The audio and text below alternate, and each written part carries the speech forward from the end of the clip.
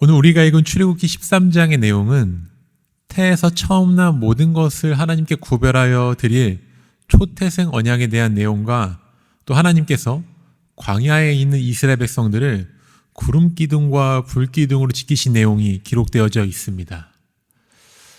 먼저 하나님은 모세에게 이스라엘 공동체 안에서 태어나는 모든 생명에 대한 소유권이 누구에게 있는지를 초태생 언약을 통해 상기시켜 주십니다.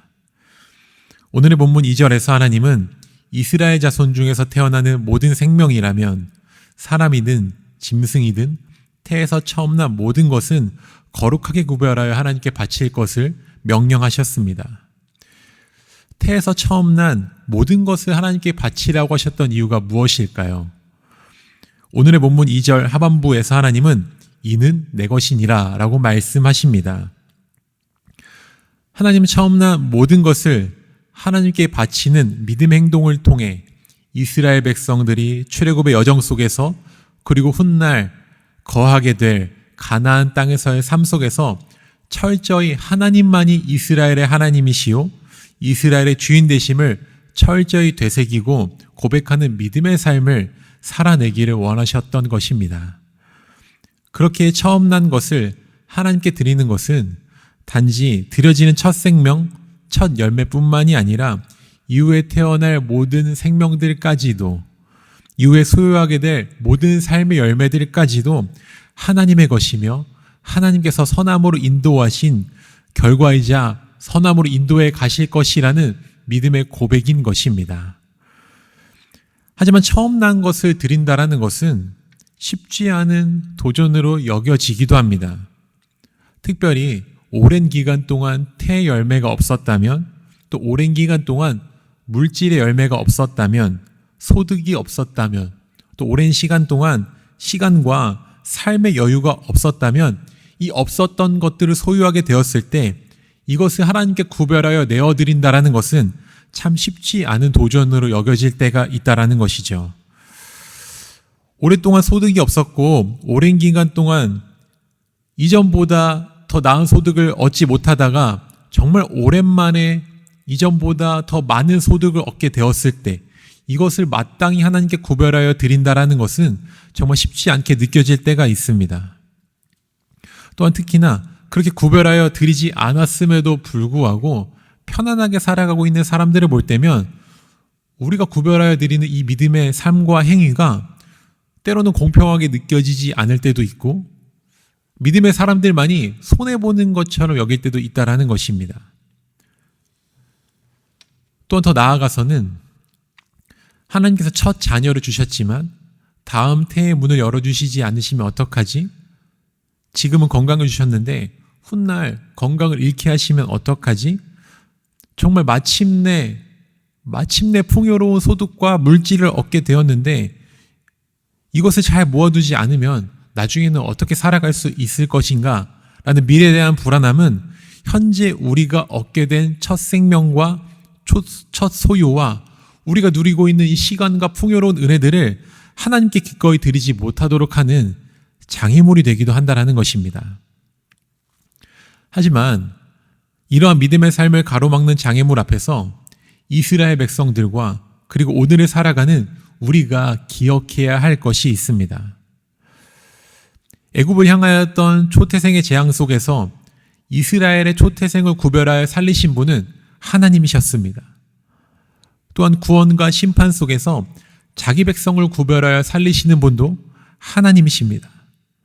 오래전 이스라엘을 구별하여 구원하신 그 하나님의 선하시고 인자하심의 그 은혜는 오늘을 살아가는 우리에게도 동일하게 적용되어지고 있다라는 것입니다. 지금까지 우리를 살게 하신 그 하나님께서는 앞으로도 우리를 살게 하시는 분이시며 앞으로도 우리를 살게 하실 수 있는 유일한 분은 하나님이십니다. 그렇게 지금까지 우리를 사랑과 은혜로 구별하시고 보호하신 하나님께서 앞으로도 우리를 구별하시고 보호하실 것이라는 그 믿음이 있다면 혹 내가 원하고 바랬던 것들을 주시지 않는다 할지라도 이 모든 것이 하나님의 뜻이라는 믿음이 있다면 우리는 지금 우리가 얻게 된 생명도 또 첫 열매도 그리고 현재 누리고 있는 삶의 모든 것들도 기꺼이 하나님께 드릴 수 있고 하나님을 위해 사용할 수 있는 것입니다. 이 믿음이 우리에게 중요한 이유는 이 땅에서 우리를 살게 하시는 것은 하나님이요, 그 하나님만을 철저히 신뢰하고 의지하는 것이 바로 우리를 살게 할 힘이 될 것이기 때문입니다. 끝으로 하나님은 광야에 있는 이스라엘 백성들을 구름 기둥과 불 기둥으로 보호하셨습니다. 그런데 어떻게 보호하셨습니까? 오늘 우리가 읽은 본문 출애굽기 13장 21절의 말씀을 함께 읽도록 하겠습니다. 함께 읽어보겠습니다. 여호와께서 그들 앞에서 가시며 낮에는 구름 기둥으로 그들의 길을 인도하시고 밤에는 불 기둥으로 그들에게 비추사 낮이나 밤이나 진행하게 하시니. 아멘. 하나님은 앞서 걸어가셔서 이스라엘 백성들의 걸음을 보호하셨습니다. 앞서 걸어가셔서 이스라엘 백성들의 삶을 보호하셨습니다. 앞서 가신 하나님을 따라갈 때 이스라엘 백성들의 걸음은 보호받았습니다. 앞서 가신 하나님을 신뢰하고 따랐을 때 마침내 이스라엘 백성들의 생명은, 그들의 삶은 보호받았습니다. 하나님은 단지 앞서 가신 것만이 아니셨습니다.